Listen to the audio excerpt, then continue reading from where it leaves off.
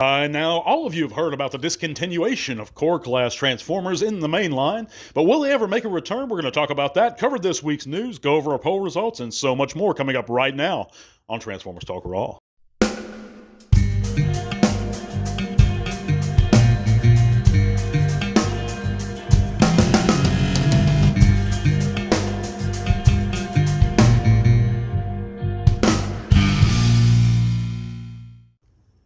You know, I've been kind of down this week.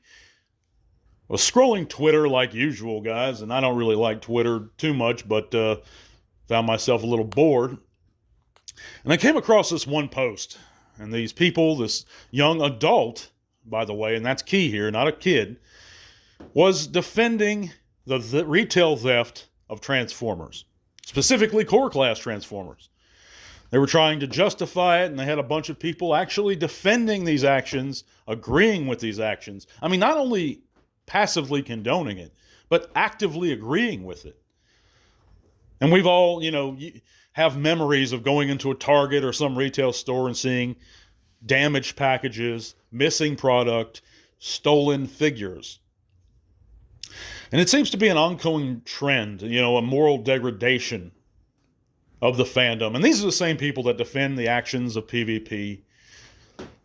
These are the same people that can't handle contrary thought in any way. They'll automatically, if you're on any sort of social media, they'll block you. They'll immediately go to ad hominem attacks. And these are the people that's, try and start things, but they can't ever finish things. And apparently, and I found myself, unfortunately, involved with these conversations. And I made some statements, and you guys can read that. I put them up here. But we're going to talk about this stuff. But before I get into more of this, guys, if you haven't heard, click all those great links in the description below. It's going to take you to all kinds of cool stuff, including our Facebook group. We'd love to see you guys there. Come share your own channels or pages. Chat bots with us. It's growing all the time, guys. It's a great little community. I'm proud of it. And you should join us. There's also links to my friend Candice's channel down there, Jed Smith's Music, who has phenomenal talent. Guys, check him out if you need an original piece of music done. You can also sign our change.org position or even help support the podcast further via Patreon. And, of course, those patron supporters get automatic entries into every giveaway we have monthly here on the channel. And we've already given away one great figure, a Legacy Lockdown. We're going to be leaving away another figure here next week to our patron supporters, and that's at the $1 or $3 levels, guy. So if you want to help support us, I sure appreciate it. But if not, at least give me a thumbs up, guys. Thank you so much for listening. But yeah, I got into it with these guys, these Twitter anons, and then a few of them, and they're just defending retail theft. They're very uneducated on this subject. You can quickly Google how retail theft affects consumers. It's not hidden information, guys. And they act like, well, since it's a big corp, and that's what they do. That's what the PvP justifiers do. That's what these people do in general. Anyone who's trying to justify a wrong, they'll try and, especially from a corporation. Well, it's a corporation. That's not going to affect us in any way. It affects us in a lot of ways. Three main ones come to mind.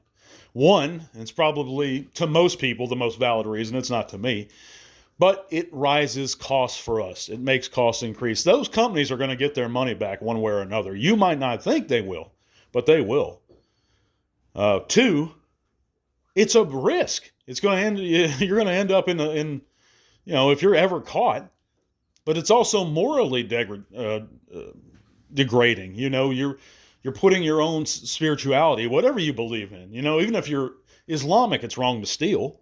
I'm pretty sure. But it's, and three, it sends a wrong message to a generation of fans that follow us.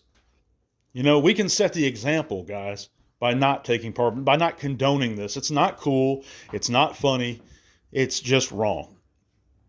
It shorthand and staffs or short changes other collectors. It raises costs for us. And that's a fact. I can point you to articles that I've pulled up just in a quick 2-minute Google search. And that's what I did for these idiots on Twitter. Of course, they don't listen. But, like I said, all of us have memories of going into some kind of retail store and seeing stolen merchandise, seeing empty packages or pieces of, and thank God Hasbro's bringing back the window packagings again. And that was the part of the problem. It's not going to stop retail theft at all.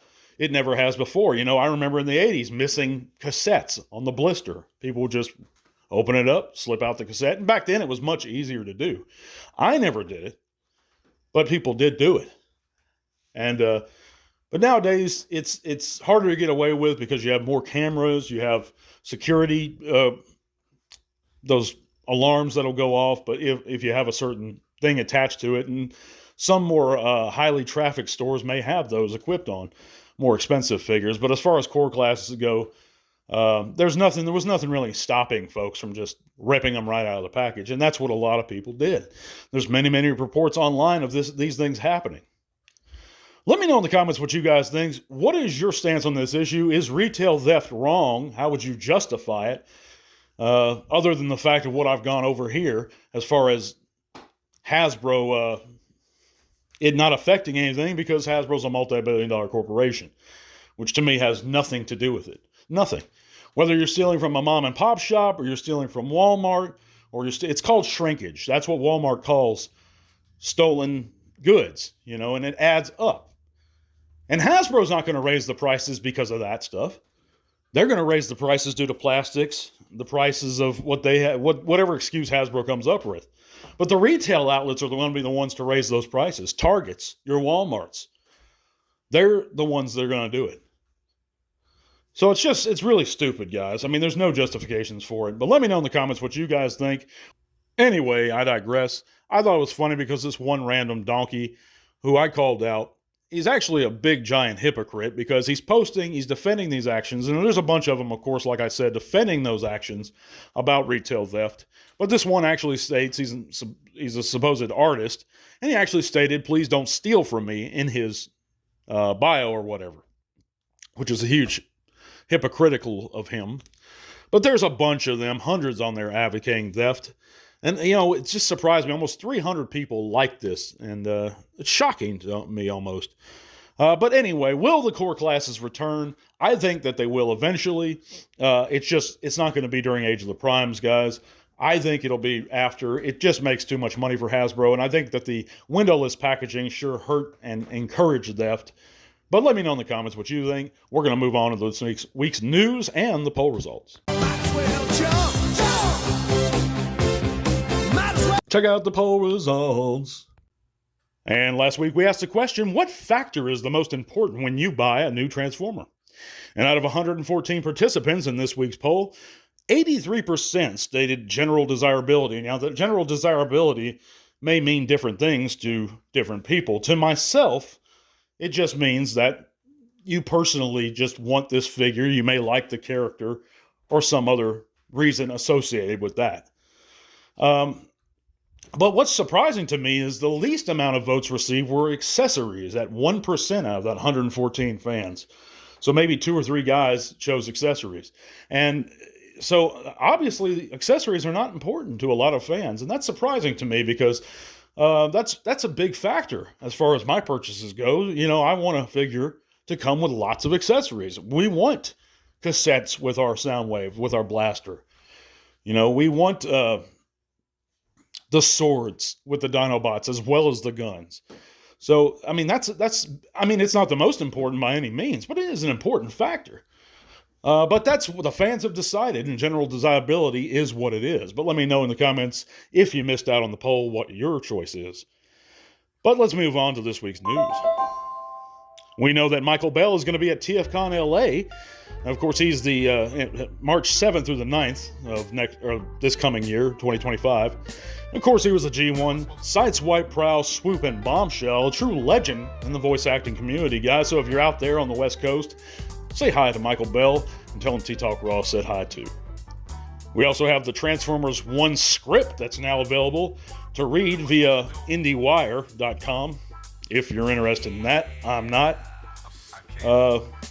We also know the Age of the Primes Voyager Red Alert. We have some additional images for him via Instagram, and they had a behind-the-scenes look at him with one of the designers, I believe, and he looks really good, and he fits right in place with those Armada figures, and I like the Armada toy line. I watched a few of the episodes of the series. It wasn't for me, guys, to be honest with you, but I did like the toy line. They were pretty cool, and there were a few standout figures in that toy line, such as some of the ones I enjoyed the most were Megatron and Cyclonus in that series, Demolisher, the Decepticons a lot, but I'll tell you something else, the PlayStation 2 game for Armada was excellent. Anyhow, moving on, we have the Yellow Park AMK Pro The Last Night Optimus, new in-hand images. And of course, that's available via the Yellow Park website for $56.99 right now. And this figure looks great. I love the detailing on the sword and the figure itself. Of course, these are non-transformable figures, but these look really impressive to me. All their work really has, and they're licensed by Hasbro to make these figures. So it's not really third party at all, and they look really good. You just have to be comfortable with them not being able to transform. But our last bit of news for the week, guys, is we have the Legacy United Leader Class Overcharge in-hand images. And let me tell you something, guys. This is an apt name for this figure because that's what Hasbro's done with this mold. They've overcharged us. Of course, this is just a straight-up repaint of the Legacy Blitzwing mold. And at $50, excuse me, it's not worth it. Now, I finally broke down and bought a Legacy Blitzwing, even though I was perfectly happy with my Titans Return version. But the Legacy Blitzwing, I got him on sale for like $25, $27, and he was at that price, it's very worth it. But I can see this overcharge going on and clearance too, and being discounted too at retail places. And at those prices, you could pick him up. But at full retail price, at Leader Class, this is just not worth it to me, guys. It never was. And this is especially true because there's nothing different about this figure. It's the exact same figure as the Blitzwing with a new paint job. But that's my opinion. Let me know what you guys think of any of this stuff in the comments. We're going to have an all-new discussion next week with an all-new giveaway next week. So consider signing up to that Patreon, guys. Love you guys very much. God bless. I'll see you next week. Tell all one. This podcast is made possible thanks to the support of listeners like you. Thank you.